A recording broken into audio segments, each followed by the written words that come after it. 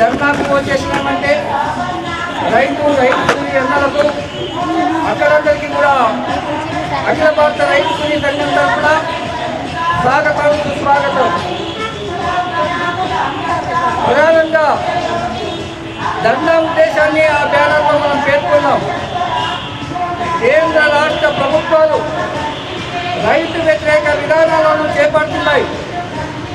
అదే కాకుండా ఈ దేశంలో కానీ రాష్ట్రంలో కానీ వ్యవసాయ అనుబంధ రంగాలకు అభివృద్ధి చేసినటువంటి ప్రభుత్వాలు వాటికి తగిన నిధులు కేటాయించడంలో నిర్లక్ష్యం చేస్తున్నారు, కాలయాపన చేస్తున్నారు. ఈ నేపథ్యంలో ప్రధానంగా భారతదేశానికి మరొక పేర్కొన్నటువంటి ఏదైతే వ్యవసాయ దేశం అని అంటున్నామో ఇట్లాంటి వ్యవసాయ దేశంలో రైతు కూలీలు భూమి నుంచి బేదాకలైపోయి అనేకమైనటువంటి అష్ట కష్టాలు వస్తున్నటువంటి స్థితి మనం ఇలా చూస్తున్నాం. అందుకే అఖిల భారత రైతు కూలీ సంఘం తరఫున సరిగ్గా 18వ తారీఖు ఇదే రోజు అక్టోబరు 2 నెలల క్రితం సరిగ్గా మనం ఎన్ఆర్ భవన్లో ఇదే అంశాల మీద రైతాంగ సమస్యలు, వ్యవసాయ అనుబంధ రంగాల అభివృద్ధి, పాలకుల వైఖరి అనేటువంటి అంశం మీద సదస్సు జరుపుకున్నాం. ఆ సదస్సులో మన రాష్ట్ర అధ్యక్షులు గారు కోటేశ్వరరావు గారు వచ్చి అనేక విషయాల్ని మనకు వివరించడం జరిగింది. దాని నేపథ్యంలోనే, దాని కొనసాగింపులోనే మొత్తంగా ఈ దేశంలో రైతు కూలీని నిలబెట్టాలి, కాపాడాలి, భూముల్ని రక్షించాలి.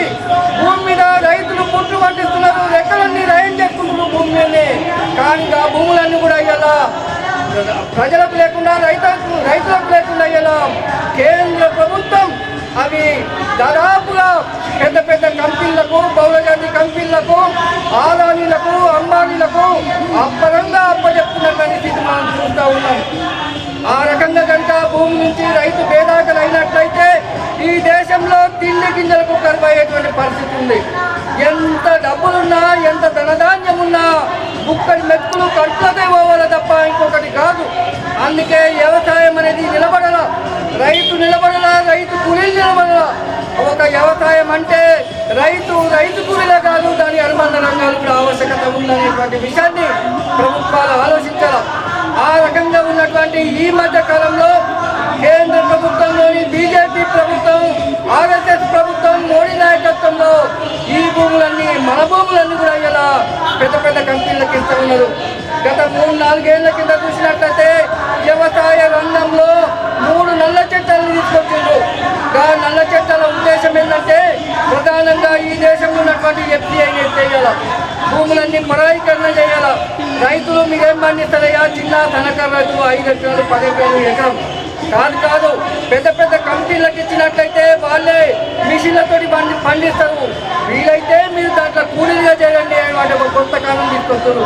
అదే వ్యవసాయ రంగంలో తీసుకొస్తున్నటువంటి నల్ల చట్టాలు, 3 చట్టాలు, ఆ చట్టాలకు వ్యతిరేకంగా, ఆ కానూన్లకు వ్యతిరేకంగా పెద్ద ఎత్తున రైతాంగం ఉత్తర భారతం అంతా కూడా అట్టుడికింది. ఈ రోజు కూడా అట్టుడుకుతుంది. ఆ చట్టాలు వెనకకి తీసుకున్నారని, ఖచ్చితంగా వెనకకి తీసుకోకపోతే రైతులమంతా మీ పార్లమెంటు ముట్టడిస్తాం, మీ ప్రభుత్వాన్ని స్తంభింపజేస్తామని చెప్పేసి దాదాపు 13 నెలలుగా వాళ్ళు పోరాటాలు చేసిండ్రు, నిరాహార దీక్షలు చేసిండ్రు, ధర్నాలు చేసిండ్రు, రస్తారోకలు చేసిండ్రు, దీనిని చుట్టుముట్టిండ్రు. ఆ నేపథ్యంలోనే దేశ ప్రధానికి ఉన్నటువంటి ప్రధానమంత్రి నరేంద్ర మోడీ ఆ ఉద్యమానికి క్షమాపణలు చెప్పి, రైతు ఉద్యమానికి క్షమాపణలు చెప్పి ఆ చట్టాన్ని మేము ఆపదిస్తున్నామని చెప్పేసి తీసుకోవడం జరిగింది. కానీ తీసుకున్న తర్వాత ఏడాది కాలమైనప్పటికీ కూడా మళ్ళీ వాటినే మెల్లగా కూడా దొడిగట్లో తీసుకురావడానికి ప్రయత్నం చేస్తున్నారు. అది రేపు రైతులకు చాలా ప్రమాదకరమైన పరిస్థితి ఏర్పడుతుంది. ఇవాళ చూడండి, వరుసగా 2-3 రోజుల నుంచి ఉత్తర భారత రైతులు ఢిల్లీకి వస్తాం, మేము ప్రశాంతంగా మేము ధర్నా చేసుకుంటామని చెప్పేసి వాళ్ళు వచ్చి అక్కడ ఏదైతే జమ్మూ బార్డర్ అని చెప్పేసి హర్యానాలో ఉంటుంది, వచ్చేటప్పుడు ఆ దానికి అడ్డం పెట్టిండ్రు, అక్కడ కంచెలేసిండ్రు, రానివ్వకుండా చేస్తున్నారు రైతుల్ని. అట్లా వాళ్ళు వస్తే కోర్టులో వాళ్ళు కేసు వేసిండ్రు. అయ్యా మీ వాహనాలు లేకపోయినా సరే మేము నడుచుకుంటూ వస్తామంటే వాళ్ళ మీద బుల్లెట్ల వర్షం కురిపిస్తున్నారు, రబ్బర్ బుల్లెట్లు, బాష్పవాయు ప్రయోగిస్తున్నారు, నీళ్ళ క్యాన్లతోటి వాళ్ళు కొడుతూ ఉన్నారు. అట్లా అనేక మంది రైతులు ఇలా ఆసుపత్రుల పాలైండ్రు. అనేక ఇబ్బందులు ఎదుర్కొంటూ ఇప్పటికీ కూడా ఈ ప్రభుత్వం ఆ యొక్క దమనకాండ ఆ యొక్క లాఠీ చార్జీల్ని ఇలా ఏమాత్రం ఇలా ఇంకా తప్పలేదు. అందుకని ఇలా మరొక పోరాటం ఏదైతే మీరు ప్రభుత్వంలో గతంలో రైతాంగ ఉద్యమానికి ఇచ్చినవంటే లిఖితపూర్వక హామీ ఏదైతే ఉందో దాన్ని అమలు చేయాలని చెప్పేసి మరో ఉద్యమం మళ్ళీ రైతాంగ ఉద్యమం అవుతా ఉంది. అందుకని అలాంటి స్థితిలో ఇలా అదే కాదు విద్యుత్ సవరణ బిల్లును ఉపసంహరించుకునేలా కరెంటు బిల్లును దేశంలో తెస్తున్నారు. ఇలా అన్ని రాష్ట్రాలలో కూడా చాంతగానో తగ్గగానో ఉచితంగానో కొన్ని రాష్ట్రాలు కరెంట్ ఇస్తుంది రైతాంగానికి వ్యవసాయానికి. అట్లా కాదట మీటర్ మీద ఎంతైతే బిల్లు అయితే గంట కట్టాలా మీ బోర్ల దగ్గర మేము మీటర్లు పెడతామని చెప్పేసి మోడీ ప్రభుత్వం చెప్తూ ఉంది. అది చాలా కష్టం కదా, ఏ రైతన్నా అట్లా బిల్లులు కట్టి వ్యవసాయం చేసుకునే పరిస్థితి ఉంటుందా అని చెప్పేసి ఇలా రైతులు ఆలోచిస్తున్నారు, ప్రజలు ఆలోచిస్తున్నారు. అందుకని విద్యుత్ సవరణ బిల్లును రద్దు చేసుకోవాలా, 3 చట్టాలు రద్దు ఏదైతే ఉన్నారో ఆ రద్దును కొనసాగిస్తూనే అందులో ప్రధానమైనటువంటి డిమాండ్ ఇక్కడ మనం పెట్టినాం. ఎంఎస్పీ మద్దతు ధరల గ్యారంటీ చట్టం అంటే పంటకు మద్దతు ధరల గ్యారంటీ చట్టం. ఇలా రైతులకు ఎట్లాగో గిట్టుబాటు ధరలు వస్తలేవు. అంతకుముందే గతంలో 2000 ఈ మద్దతు ధరల గ్యారంటీ చట్టాన్ని పార్లమెంట్లో తీసుకురావాలని చెప్పేసి అనేక రైతాంగ ఉద్యమాలు వచ్చినాయి, అనేక ఉద్యమాలు వచ్చినాయి. తీసుకొస్తామంటున్నారు, కాలయాపన చేస్తున్నారు. ఈ ధర్నాకు వచ్చినటువంటి వివిధ గ్రామాల నుంచి వచ్చినటువంటి కాంపౌండ్స్కి, అదే రకంగా అక్క చెల్లెలకు, అన్నదమ్ములకు అందరికీ నా యొక్క ధన్యవాదాలు. ఈరోజు దేశంలో పెద్దలు విమాన గారు చెప్పిన విధంగా ఈ దేశం మొత్తం కూడా ఈ దేశాన్ని భూములే కాదు అన్ని పరిశ్రమలు కూడా పెద్దలకు, వేల కోట్ల అధిపతులకు ఈ దేశంలో ఉన్నటువంటి ఈ దేశాన్ని పరిపాలన చేస్తున్నటువంటి దాదాపు 11 సంవత్సరాల నుంచి పరిపాలన చేస్తున్నటువంటి బీజేపీ ప్రభుత్వం మొత్తం కూడా గుజరాతీలకు మొత్తం ఈ దేశ సంపదను కట్టుబెట్టి ఆ కట్టుబెట్టే విధానంలో ఈ దేశంలో ఉన్నటువంటి నిరుపేద కూలీలను, తర్వాత భూములు ఉన్నటువంటి రైతులందరినీ కూడా ఈ వ్యవస్థ నుంచే బయటపడేయాలని అనుకుంటున్నాం. ఈ దేశంలో ఉన్నటువంటి పెత్తందారీ వ్యవస్థ, వేల కోట్ల అధిపతులకు ఈ భూములు, పరిశ్రమలు అన్నీ కూడా ధారాదత్తం చేయాలన్న ఉద్దేశంతో ఈ దేశాన్ని పరిపాలన చేస్తున్నటువంటి మోడీ ప్రభుత్వం ఆదాని అంబానీలకు అప్పజెప్పే కార్యక్రమంలో నిమగ్నమై మనం ఈ సమస్యల మీద, ప్రతి సమస్య మీద స్పందిస్తూ పోరాటం చేస్తున్నాం. కానీ ఆ పోరాట ఫలితాన్ని మనము తీసుకోలేకపోతున్నాం. కారణం ఏమిటంటే ఈ దేశాన్ని పరిపాలన చేస్తున్నటువంటి ఒక మతపరమైనటువంటి ఉద్దేశాన్ని, ఈ మతానికి సంబంధించిన వ్యక్తులే ఈ దేశాన్ని పరిపాలన చేయాలా, ఈ మతానికి సంబంధించిన వ్యక్తులకే ఇవన్నీ కూడా కట్టబెట్టాలన్న ఉద్దేశంతో ఈ దేశంలో సంపదనంతా అమ్మేవాడు గుజరాతీ వాడే, కొనేవాడు కూడా గుజరాతీ వాడే. కానీ మనం తెలంగాణలో కానీ యావత్ భారతదేశంలో ఉన్నటువంటి ప్రజలు ఈరోజు ఆర్థికాభివృద్ధి కాకపోవడానికి కారణం ఏమిటంటే ఈ పేద ప్రజల గురించి ఆ ప్రభుత్వానికి అవసరం లేదు. ఈ దేశాన్ని పరిపాలన చేస్తున్నటువంటి ప్రభుత్వానికి ఒకటి గుళ్ళు గోపురాలు తప్ప విద్యా, వైద్యం, ఉద్యోగం గురించి ఆలోచన చేసే పరిస్థితి లేదు. ఇది మనం 15 సంవత్సరాల కాలంలో చూస్తున్నటువంటి విధానం. అదే రకంగా మన తెలంగాణ రాష్ట్రం ఆవిర్భవించిన తర్వాత మన జిల్లాలో ఉన్నటువంటి 2 షుగర్ ఫ్యాక్టరీల విషయం మనం తీసుకుందాం. గత 10 సంవత్సరాలు పరిపాలన చేసినటువంటి ప్రభుత్వం 45 రోజులలో మేము నిజాం షుగర్ ఫ్యాక్టరీ మీ రైతులకు అప్పచెప్తామని చెప్పారు. 10 సంవత్సరాలు గడిచిపోయింది. ఇప్పుడు వచ్చినటువంటి ప్రభుత్వం 1 సంవత్సర కాలం దాటిపోయింది. ఎన్ఎస్ఎఫ్ను ఎన్సిఎస్ఎఫ్ను రెండు కూడా మేము మళ్ళీ ప్రారంభిస్తామని చెప్పి వాళ్ళు ఎన్నికల వాగ్దానం చేశారు. దాదాపు ఒక కమిటీ వేసి కమిటీ పరిశ్రమలను కూడా పరిశీలించి దాదాపు ఒక 6 నెలల కాలం దాటిపోయింది. నేటికి ఆ పరిశ్రమలు నడవాలంటే ఈ జిల్లాలో ఉన్నటువంటి వ్యవసాయ రంగాన్ని, అందులో వాణిజ్య పంట అయినటువంటి చెరుకును పండించగలిగి రైతులను ప్రోత్సహించాలి. ఆ రైతులు ఆ చెరుకు నాటడం వల్ల మన అందరి ప్రజలకు దాదాపు ఒక 30,000 కార్మికులు ఈ ఫ్యాక్టరీలలో వ్యవసాయ కూలీగా కానీ రకరకాల పనులు చేసుకుంటూ వాళ్ళు దినదినాన ఆర్థిక అభివృద్ధి చెందడానికి అవకాశం ఉంటుంది. కానీ వేదికలో ఉన్న మిత్రులు అమలారా అక్కడ అందరికీ నమస్కారం. ఈ జిల్లాలో వ్యవసాయ రంగాన్ని కాపాడుకోవటానికి ఈరోజు ధర్నా. వ్యవసాయం అనేది ఈరోజు ఒక నష్టదాయకంగా ఉంటుంది. వ్యవసాయం గిట్టుబాటుగా లేదు. ఇవాళ యువత అంతా కూడా ఇక వ్యవసాయంలో మేము ఉండలేము కాబట్టి ఇంకా వేరే పనులు ఎత్తుకుందామంటే ఏ ఆటో డ్రైవర్లో, కారు డ్రైవర్లో, లేకపోతే ఎక్కడ ఫ్యాక్టరీ మామూలుగా చిన్న ఉద్యోగాలకు వెళ్ళిపోవాల్సిన పరిస్థితి ఏర్పడుతుంది. కానీ ఇదే రైతు కూలీ సంఘం ఆనాడు నిజాము సాగర్ను రక్షించాలి అనే సింగూరు దాని గురించి పోరాటం చేయడం జరిగింది. ఈరోజు అలీసాగర్ ఎత్తిపోతల పథకం వచ్చినా, గుత్పా ఎత్తిపోతల పథకం వచ్చినా ఈ రైతు కూలీ సంఘం పోరాటం ద్వారానే వచ్చింది తప్ప ఇంకొకటి కాదు. ఇవాళ కరెంటు ఫ్రీ అనేది అంటున్నాం.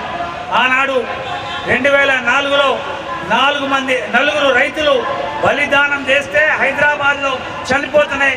ఇవాళ కరెంటు ఉచితంగా వస్తుంది తప్ప వాళ్ళు దయాదాక్షణ్యాల మీద మనకి ఇవ్వలేదు. అది మన పోరాటం రైతుల బలిదానాలతోనే ఇవాళ ఉంది. అయితే ఇవాళ వ్యవసాయం బతకాలంటే బోర్లు ఉండాల్సిందే. నువ్వు నీరు ప్రాజెక్టుల ద్వారా అందియలేనప్పుడు బోర్లు ఉండాలి. దాన్ని ఆదానికో అంబానికో అప్పచెప్తాం, మీటర్లు పెడతామంటే వ్యవసాయాన్ని రైతు చేయలేడు. మళ్ళీ కనీసం వాళ్ళు బతకటానికి కానీ వ్యవసాయ కూలీలకు కానీ ఇదంతా ఉండదు. కాబట్టి ఖచ్చితంగా విద్యుత్ బిల్లును ఎత్తేయాలని అంటుంది. అట్లాగే మన జిల్లాకు సంబంధించిన చక్కెర ఫ్యాక్టరీ, మన ఈ ప్రాంతానికి సంబంధించిన వరి, చెరుకు, ఇలా వరి కొంటుంది కాబట్టి రైతు పండించగలుగుతుండు. కనీసం అది తక్కువైనా ఇలా రాష్ట్ర ప్రభుత్వం 5,000 రూపాయల క్వింటాల్ కొనాలి అని చెప్పేసి కేంద్రానికి రాసింది. ఒక 500 రూపాయలే మనకు బోనస్ ఇస్తుంది. అది సన్న రకాలకు అన్నిటికి కూడా అది గిట్టుబాటు కాదు. అయితే ఇలా అది కొనడానికి కూడా ఎఫ్సిఐ ఎత్తేస్తే రేపు రైతులు అమ్ముకోవడానికి కూడా కష్టమవుతుంది. మొన్ననే పోయిన కేసీఆర్ గారు మక్కలు ఇక్కడ 2,200 ధర ఉంది కాబట్టి మేము బీహార్ నుంచి తెప్పించుకుందాం, 1,200కి వస్తుంది అన్న తర్వాత మన జగ్త్యాల రైతులు కానీ, కామారెడ్డి రైతులు కానీ రోడ్ల మీదకి వెళ్ళి వచ్చిన తర్వాత దాన్ని ఉపసంహరించుకున్నారు. ఒకటే మనం కోరుతుంది ఏంటంటే ఇవాళ ఎన్నో నూనెలు విదేశాల నుంచి తెప్పించుకుంటారు. నువ్వులు ఉన్నాయి, ఇవాళ 8,000 9,000 ఉంది. దానికి ఇంకొక 8,000 బోనస్ ఇవ్వండి. పల్లీలు 8,000 9,000కి అమ్ముతున్నాయి, దానికి బోనస్ ఇవ్వండి. అందరూ రైతులు పండించడానికి సిద్ధంగా ఉంటారు. నువ్వు ఈ ఏదైతే బయట పెట్టేసి డబ్బులు వృధా చేస్తున్నావో ఇక్కడ రైతులు, ఇక్కడ వ్యవసాయ కూలీలకు పని కల్పించడానికి, అన్ని ధాన్యాలు పండించడానికి, నూనె దినుసులు పండించడానికి ఇక్కడ రాష్ట్ర ప్రభుత్వం చర్యలు తీసుకోవాలి. ఇలా మేము రైతు ప్రభుత్వం అని చెప్పేసి నిన్ననే సంబరాలు చేసుకున్నారు. అయ్యా నువ్వు ఒక వడ్లకే కాదు అన్నిటికీ బోనస్ ఇవ్వడానికి సిద్ధంగా ఉండు. ఇంకొకటి చక్కెర ఫ్యాక్టరీ చెరుకులు ఎవరు పెడుతుందని చెప్తున్నారు. అయ్యా మీరు రేటు గిట్ట 5,000 రూపాయలు టన్ను కాడికి ఇచ్చినట్టయితే నీకు 1,00,000 టన్నుల, 2,00,000 టన్నుల, 5,00,000 టన్నులైనా ఇక్కడ రైతులు అందరూ పండించడానికి సిద్ధంగా ఉన్నారు. నిజామాబాద్ జిల్లాలో అది బోనల్లో కానీ, ఇక్కడ నిజామాబాద్ చుట్టుపక్కల కానీ అందరూ రైతులందరూ పండిస్తారు. ఖచ్చితంగా దాన్ని వాళ్ళ చక్కెర ఫ్యాక్టరీని బెల్లం ఫ్యాక్టరీగా మార్చమని చెప్తున్నాం. ఒక దిక్కు బెల్లము మంచిది ఆరోగ్యానికి అనేది అంటుంది. మన సారంగపూర్ను ఒక 50 కోట్ల నుంచి 100 కోట్లు ఖర్చు చేసినట్టయితే ఖచ్చితంగా అక్కడ బెల్లం ఫ్యాక్టరీని అభివృద్ధి చేయొచ్చు. కానీ అది లేదు పాలకులకు. కొద్ది పెద్ద మనుషులకు ఏముందంటే ఈ పార్టీ ఆ పార్టీ కాకుండా దాన్ని అమ్ముకుంటే ఒక 400 కోట్లు వస్తాయి, మేము మా కుటుంబాలు బాగుపడతాయి అంటున్నాం. మేము రైతు సంఘంగా ఏం చెప్తున్నామంటే 6,000 మంది రైతులు ఇక్కడ కోఆపరేటివ్ ఫ్యాక్టరీలో చెరుకు పెట్టడానికి సిద్ధంగా ఉన్నారు. దానిలో వ్యవసాయ కూలీలు పనిచేయడానికి సిద్ధంగా ఉన్నారు, కార్మికులు పనిచేయడానికి సిద్ధంగా ఉన్నారు. మీరు చేయాల్సిందల్లా ఆ ఫ్యాక్టరీని వెంటనే స్టార్ట్ చేయండి. ఒకవేళ స్టార్ట్ చేయనట్టయితే ఖచ్చితంగా అన్ని పార్టీలతో కలుపుకొని రేపు ఇక్కడ కాంగ్రెస్ ప్రభుత్వానికి వ్యతిరేకంగా మీరు మాట తప్పుతుందని చెప్పేసి ట్రాక్టర్లను రోడ్ల మీదకి తీసుకొస్తాం. ఖచ్చితంగా 1000 ట్రాక్టర్లను ఇక్కడ ఒక నిజామాబాద్ నగరంలో తీసుకురావాల్సిన పరిస్థితి ఒకవేళ మీరు కల్పించకండి, మీరు వెంటనే ఫ్యాక్టరీని తెరవడానికి మీరు సిద్ధం కాండి అని చెప్పేసి మేము కోరుతున్నాం. ఒకవేళ దాన్ని మీరు నెరవేర్చినట్టయితే ఖచ్చితంగా మేము రేపు రోడ్ల మీదకి ట్రాక్టర్లను తీసుకురాక తప్పది, మేము మిమ్మల్ని గద్దించి అడగకుండా తప్పది. కాబట్టి మీరు ఇక్కడ ఉన్న నాయకులందరూ కూడా మీ నాయకత్వానికి రాష్ట్ర ప్రభుత్వానికి ముఖ్యమంత్రి గారికి చెప్పి 100 కోట్ల కేటాయింపు చేయాలని చెప్పేసి ఈ సంఘం ద్వారా డిమాండ్ చేస్తున్నాం. అట్లా దాన్ని చట్టబద్ధత కల్పించండి అని చెప్పేసి సెంట్రల్ ప్రభుత్వానికి కూడా మేము డిమాండ్ చేస్తున్నాం. ఈ డిమాండ్లు ఎందుకంటే మనం రైతులుగా ఉండాలంటే ఇంకొకటి 11 లక్షల ఎకరాలు ఇవాళ భూములు మామూలుగా పట్టాలు ఇవ్వడానికి సాధ్యమవుతుంది. నువ్వు ఎందుకు ఇవ్వవు ఆ భూములు? ఇవాళ పట్టాలు ఇవ్వండి. అట్లాగే ధరణి ఉంది, ధరణి అంతా దొంగల్లాగా పోయిన ప్రభుత్వాలు చేసినాయి. రైతు ఒకటి ఉంటే అతను కబ్జాలు ఉంటే ధరణిలో ఇంకొకళ్ళ పేరు చూపెడుతున్నాం. దాన్ని కోడి భూములకు పట్టాలు ఇవ్వవలసిన అవసరం ఉంది. దానికి అన్నిటికీ లోన్ల సౌకర్యం కల్పించవలసింది రాష్ట్ర ప్రభుత్వమే. ఈ బ్యాంకర్స్కి చెప్పి వాళ్ళని బతిలాడకుండా బ్యాంకును నడిపించుకోవాలంటే రైతులందరికీ లోన్లు ఇవ్వండి, వాళ్ళకు చేయమని చెప్పాలి. అన్ని రంగాలకు లోన్లు ఇవ్వమన్నది ఇలా బ్యాంకర్స్ ఎవరు పట్టించుకోవట్లేదు. కాంగ్రెస్ నాయకులు నువ్వు చేయాల్సినవి ఇక్కడ బ్యాంకర్స్ ఒప్పించేసి రైతులందరికీ కూడా అన్ని రకాల లోన్లు ఎవరు కూడా రైతులు ఉంచడం లేదు. నువ్వు కొందరు పెద్ద పెట్టుబడిదారులు కోట్ల రూపాయలు 100,000 కోట్ల రూపాయలు ముంచేసి విదేశాలకు వెళ్ళిపోతున్నారు. రైతు ఇక్కడ గిట్టుబాటు ధర వచ్చినట్టయితే ఏ రైతు కూడా తీసుకున్న అప్పును వడ్డీతోని సహా కూడా చెల్లించడానికి రైతులందరూ సిద్ధంగా ఉన్నారు. నువ్వు గిట్టుబాటు ధరలు, కూరగాయలకు ధరలు ఇచ్చేటట్లు చూడు.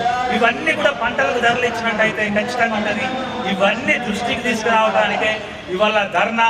ఇవాళ ఈ ధర్నాను మేము రిక్వెస్ట్ చేస్తున్నాం. దాన్ని వినకుండా చేసినట్టయితే రోడ్లకు అన్ని పార్టీలను కలుపుకొని రోడ్ల నుంచి ట్రాక్టర్ ఉద్యమం అనేది చేపట్టడం జరుగుతుందని ఆ భూములన్నీ కూడా ఇలా అన్యాక్రాంతం అవుతున్నాయి, ఇతరుల చేతులకు కబ్జాలకు వెళ్ళిపోతున్నాయి. ఇదేమిటి అని ప్రశ్నిస్తుంటే అక్కడ వాళ్ళు విత్తనాలు వేసుకోవడానికి పోతున్నటువంటి వాళ్ళ ట్రాక్టర్లను మొదలుపోయి పోలీస్ స్టేషన్లో నిర్బంధించడం జరుగుతుంది. అంటే ఇది ప్రభుత్వం ఎక్కువైపు ఆలోచిస్తుంది అనేది కూడా మనం చర్చ చేయాలి. వాస్తవానికి భూములన్నీ కూడా పేదల దగ్గర ఉండాలి, దళితుల దగ్గర ఉండాలి, దున్నేటోడి దగ్గర ఉండాలి. దున్ననోడి దగ్గర భూములు ఉంటే ఏం లాభం? వాళ్ళ దగ్గర మనం దున్నుతాము, ఆ గర్జన గాజులన్నీ ఆలయం నింపుతాం, మన కాలి పొట్టనే ఉంటుంది. అది ఇచ్చే కూలో రూపాయలు ఆటల్లో తీసుకొని వస్తాం. అది కాదు కదా. అందుకనే అఖిల భారత రైతు కూలీ సంఘం మొదటి నుంచి కూడా దున్నేవాడికి భూమి కావాలా, ప్రజలకు భూములు దక్కాలనేటువంటి ఉద్యమం మొదటి నుంచి నడిచింది. ఈ మధ్యలో కూడా ఏంటంటే ఇప్పటికే ఈ జిల్లాలో దాదాపు ఈ ఎన్ఎస్ఎఫ్ భూములకు సంబంధించిన బోధనలో చూస్తే దాదాపు 11,000 ఎకరాలు, 1 కాదు, మొత్తం ఆ ఫ్యాక్టరీ కింద 16,000 ఎకరాల భూములు ఉంటే అందులో ఈ రైతు సంఘాల ఉద్యమంతో మరీ ముఖ్యంగా మన రైతు కూలీ సంఘం ఆధ్వర్యంలో 11,000 ఎకరాల భూమిని అక్కడ ప్లాంటేషన్ కార్మికులకు, అక్కడ పేదలకు, అక్కడ ఏదైతే ఫ్యాక్టరీలో పనిచేస్తున్నటువంటి వాళ్ళకి ఇవ్వాలని చెప్పేసి డిమాండ్ చేసినాం. అట్లా ఆనాడు ఉన్నటువంటి ప్రభుత్వం పంచడం జరిగింది. ఈ రకంగా అదే కాకుండా జిల్లాలో కూడా కోడి భూముల్ని, అట్లాగే మన ఫారెస్ట్ భూముల్ని, అనేక భూముల్ని కూడా మనము కొమ్మగొట్టుకొని సాగు చేసుకొని దున్నుకొని మన కబ్జాలు పెట్టుకొని ప్రభుత్వాన్ని డిమాండ్ చేస్తే ఉద్యమం కూడా సాధించుకునే భూములు కూడా మన దగ్గర ఉన్నాయి. కానీ ఆ భూములన్నిటికీ కూడా ఇలా ధరణిలో అంటే డిజిటల్ పాస్ పుస్తకం రాలేనటువంటి కారణంగా మనం రైతు బంధువులు కోల్పోతున్నాం, లేదా ప్రమాదవశాత్తు చనిపోతే రైతు బీమాను కోల్పోతున్నాం. ఈ రకంగా మనకు రావాల్సిన గవర్నమెంట్ ఏదైతే ఇస్తామని చెప్పేసి అంటున్నటువంటి ఆ అవకాశాలు ఏవైతే ఉన్నాయో, ఆ సౌకర్యాలు ఏవైతే ఉన్నాయో మీ మూలంగా రాలేకపోతుంది, ప్రభుత్వం మూలంగా రాలేకపోతుంది. అందుకని ఇలా ఖచ్చితంగా మీరు ఆ ధరణిని సవరణ చేయండి. నిన్నగాక మొన్న అన్నారు, పేపర్లో వచ్చింది, దానికి బదులు మేము భూమాతను తీసుకొస్తున్నామని అన్నారు. మరి ఆ భూమాతను ఇంకెంతకాలం తీసుకొస్తారు? 7 ఏళ్ల కాలం అయితే గడిచిపోయింది కదా, దాన్ని పరిష్కరించాలని చెప్పేసి కూడా మేము డిమాండ్ చేస్తున్నాం. అందుకే ప్రధానంగా భూములు, పంటలు, అట్లాగే అనుబంధ రంగాలకు సంబంధించినటువంటి విషయాలలో ఇప్పటికే మనం చూసినాం. ఈ రాష్ట్ర ప్రభుత్వం గతంలో మనం చూసినట్లయితే మన గొల్ల కుర్మలకు 20 గొర్రెలు ఒక పూటకి ఇస్తామని చెప్పేసి అన్నారు. ఇవాళ 20 గొర్రెలు అంటే అది అక్కడ కొనుగోలు ఇంకా తీసుకొచ్చే వరకు వాతావరణం సరిగా లేక 4-5 గొర్రెలు ఇంకా కొన్ని గొర్రెలు సరిపోతూ ఉన్నాయి. అవి నిలబడతాయి. మత్స్యకారులు ఉన్నారు. అనేక గ్రామాల్లో దాదాపు 1100 చిన్న చెరువులు మన జిల్లాలో ఉంటాయి. మన జిల్లాలో అన్ని చెరువులు ఉంటాయి. ఆ చెరువులలో ఇలా మత్స్యకారులు చేపలు పట్టుకొని దళారీ వ్యవస్థ ఉంది. ఆ కాంట్రాక్టర్ వచ్చి కొంతమందిని కట్టుకొని అలా చేప పిల్లలు ఇచ్చిన తర్వాత వాళ్ళకు తాగబోయించి రకరకాలుగా ప్రలోభాలకు పెట్టేసి మళ్ళీ ఆయనే మళ్ళా చేపలు ఎదిగిన తర్వాత పట్టుకొని నగరాలకు పెద్ద పెద్ద కలకత్తాకు పోతాయి, బెంగళూరుకు పోతాయి, పట్టణంలో అమ్ముకుంటారు.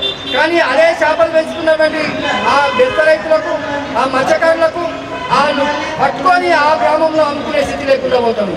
అందుకని మనం ఏమంటున్నామంటే అందులో కాంట్రాక్టర్ వ్యవస్థను రద్దు చేయండి, దళారు వ్యవస్థను రద్దు చేయండి, రైతులను ప్రోత్సహించండి, ఆయనకు అన్ని రకాలుగా సౌకర్యాలు అట్లాగే పనిముట్లను కూడా అందజేయాలనేది కూడా మనం ఈ సందర్భంగా ప్రభుత్వాన్ని డిమాండ్ చేస్తాం.